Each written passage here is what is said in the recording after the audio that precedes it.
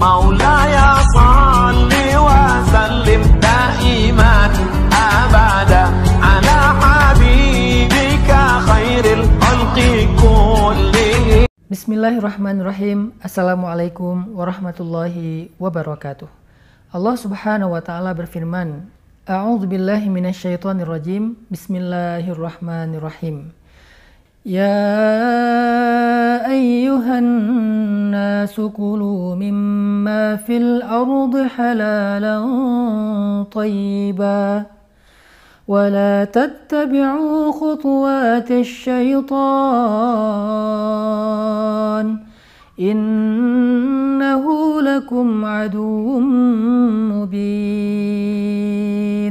Wahai manusia, makanlah apa-apa yang ada di bumi yang halal dan baik. Janganlah kalian mengikuti langkah-langkah syaitan. Sesungguhnya syaitan itu adalah musuh yang nyata bagi kalian. Teman-teman yang dirahmati Allah subhanahu wa ta'ala, halal adalah kalimat yang sangat istimewa dalam Islam. Dia bukan sekedar label, dia bukan sekedar cap dalam sebuah produk, tetapi dia adalah syarat utama untuk mendapatkan keberkahan dalam hidup. Syarat utama untuk mendapatkan ridho Allah dalam rezeki kita. Kalau kita ingin mendapatkan kebaikan-kebaikan yang bertambah lewat rezeki, lewat perbuatan, lewat pilihan-pilihan hidup kita, maka pastikan apa yang kita makan, apa yang kita minum, apa yang kita hirup, apa yang kita pakai, apa yang kita kendarai, di mana kita tinggal, semua itu dalam keadaan halal. Kenapa harus halal? Karena sesungguhnya innallaha thayyibun la yaqbalu illa thayyiba. Allah itu maha suci dan tidak menerima kecuali yang suci. Jadi kalau kita memberikan sesuatu atau menginfakkan sesuatu di jalan Allah, tapi kita tidak bisa memastikan bahwa itu halal, maka apa yang kita berikan itu tidak bernilai di sisi Allah, walaupun jumlahnya besar. Kenapa? Karena Allah tidak ridho dengan sesuatu yang kotor. Allah itu maha suci. Begitu juga yang kita makan, yang kita minum, yang menjadi daging dan darah di dalam tubuh kita, tidak akan menjadi kebaikan dalam hidup kita kalau dia tidak halal. Maka kata halalan adalah kalimat yang menjadi syarat datangnya kebaikan di sisi Allah subhanahu wa ta'ala. Kata halalan menjadi syarat diterimanya doa-doa kita oleh Allah subhanahu wa ta'ala. Orang yang tubuhnya dikotori dengan makanan, minuman, pakaian, kendaraan yang tidak halal atau yang syubhat yang bercampur antara halal dengan haram, maka doa-doanya ditolak oleh Allah subhanahu wa ta'ala.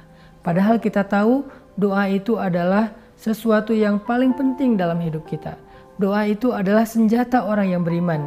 Doa itulah yang kita andalkan ketika kita punya masalah. Doa itulah yang menjemput pertolongan Allah. Doa itulah yang menjadi jalan datangnya kemenangan-kemenangan dan kemudahan dari Allah subhanahu wa ta'ala. Maka bagaimana hidup kita jika kita ditolak doanya oleh Allah subhanahu wa ta'ala? Bagaimana kita akan bisa survive menghadapi masalah kalau doa kita tidak sampai kepada Allah subhanahu wa ta'ala? Bagaimana kita mendapatkan kesembuhan dari sakit kalau doa kita ditolak oleh Allah subhanahu wa ta'ala? Bagaimana kita menyelesaikan masalah rumah tangga, masalah pekerjaan kalau doa-doa kita ditolak oleh Allah subhanahu wa ta'ala? Dulu ada seorang laki-laki Yahudi, Bani Israel, yang melakukan perjalanan. Di tengah jalan, karena dia lapar, dia melihat sekelompok orang sedang memasak daging babi, membakar daging babi. Maka dia mengatakan, A'tini hadas samak. Berikan untuk saya daging ini. Berikan untuk saya ikan ini. Orang-orang mengatakan, ini bukan ikan, ini daging babi. Kata dia, tidak masalah. Akhirnya dia makan daging babi itu, kemudian dia minum khamar, lalu dia melanjutkan perjalanan.